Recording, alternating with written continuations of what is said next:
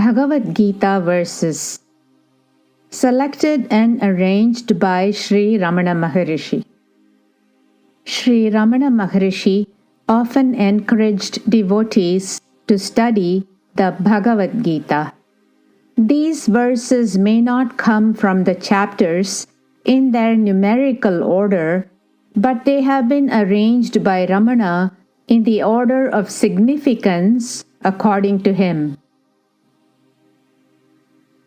Sanjaya said, "To him who was thus overcome with pity and compassion, and who was despondent with despair, and with eyes full of tears, and was agitated, Madhusudana spoke these words. The Lord said, 'This body, O Kaunteya, is called the field. One who knows it is called the knower of the field by the sages who know. Know me also as the knower of the field in all fields, O Bharata. Knowledge of both the field and the knower of the field is deemed by me to be true knowledge. I am the Self, O Gudakesha, seated in the hearts of all beings. I am the beginning, the middle, and also the end of all beings. Certain is death for the born, and certain is birth for the dead. Therefore, for what no one can prevent, you should not grieve. Never is he born, nor does he ever die. After having been, he again ceases not to be. Unborn, eternal, changeless, and ancient, he is not killed when the body is killed. This self cannot be cut, burnt, made wet, nor dried up. It is eternal, all-pervading, stable, ancient, and immovable. Know that to be indestructible, by whom all this is pervaded. None can cause the destruction of that, the imperishable. The unreal has no being. There is no non-being of the real. The truth about both has been seen by the knowers of the truth, the seers of the reality. As the all-pervading ether is not tainted because of its subtlety, so the self seated everywhere in the body is not tainted. Neither the sun, nor the moon, nor fire illumines it, and where having gone they return not, that is my supreme abode. What is called the unmanifested and the imperishable, that they say is the highest goal. Those who reach it do not return to this cycle of births and deaths. That is my highest abode. Without pride, without delusion, victorious over the evil of attachment, dwelling constantly in the self, their desires completely abandoned, freed from the pairs of opposites known as pleasure and pain, the undeluded reach the eternal goal, the immutable abode. He who, casting aside the ordinances of the scriptures, acts under the impulse of desire, attains neither perfection nor happiness nor the supreme state. He sees who sees the Supreme Lord existing equally in all beings, the unperishing within the perishing. But by devotion alone, without the otherness, I can be known in this form and seen, and in reality entered into, O Parantapa. The faith of each is in accordance with his nature, O Bharata. The man consists of his faith. As a man's faith is, so is he. The man who is full of faith, who is devoted to it, and who has controlled all the senses gains knowledge, and having obtained the knowledge, he swiftly attains supreme peace. To them who are ever steadfast, worshipping me with love, I give them the union with the intellect by which they come to me. Out of mere compassion for them, dwelling within their self, I destroy the darkness born of ignorance by the luminous lamp of knowledge. But to those whose ignorance is destroyed by knowledge of the self, knowledge illumines the Supreme like the sun. They say that the senses are superior. Superior to the senses is the mind.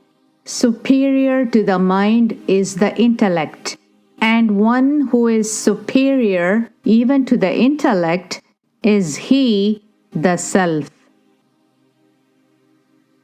Thus, knowing him to be superior to the intellect and restraining the self by the self, O mighty armed Arjuna, slay the enemy in the form of desire, hard to conquer.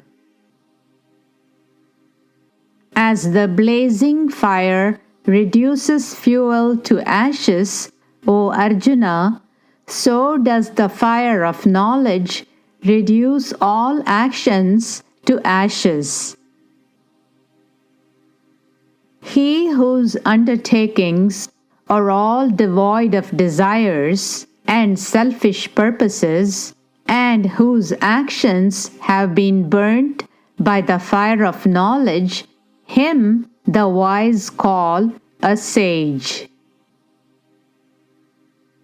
Perfect peace and bliss radiates on all sides for those self-controlled ascetics who are free from desire and anger, who have controlled their mind, and who have realized the real self. Little by little, one should attain quietude and tranquility by the intellect held firmly. Having made the mind establish itself in the self, let him not think of anything at all. From whatever cause the restless, unsteady mind wanders away, from that let him restrain it and bring it unto the control of the self alone. With the senses, the mind, and the intellect always controlled, having liberation as his supreme goal, one who devoutly seeks liberation, free from desire, fear, and anger, that sage is certainly liberated forever. With the mind harmonized by yoga, union of the mind with the pure self, he impartially sees the self abiding in all beings and all beings in the self. He sees the same everywhere. Those who worship me and meditate on me alone without otherness, thinking on me alone, ever united with me in mind, I secure and protect their welfare. Of them, the wise jnani, ever steadfast and devoted to the One, is the best. For I am exceedingly dear to the Wise One, and He is dear to me. At the end of many births, the wise jnani finds refuge in me, realizing that all this is Vasudeva, the innermost self.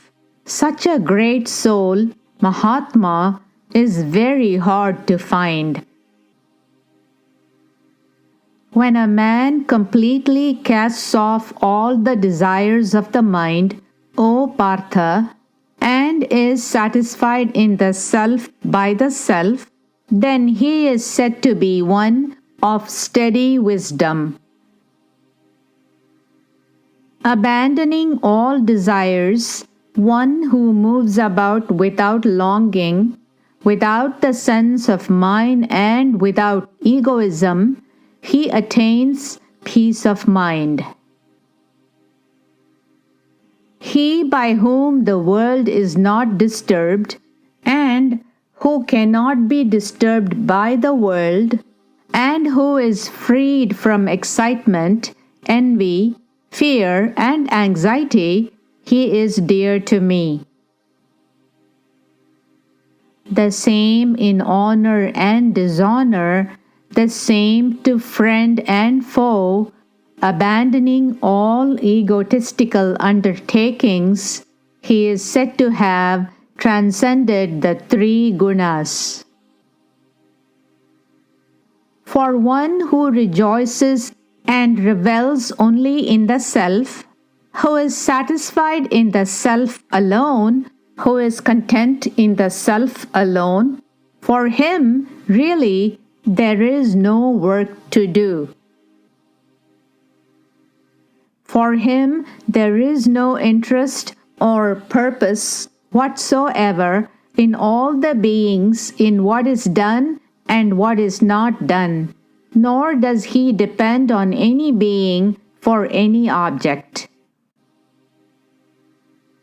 Content with what comes to him without effort, by chance, having transcended the pairs of opposites and envy, even-minded in success and failure, though acting, he is not bound.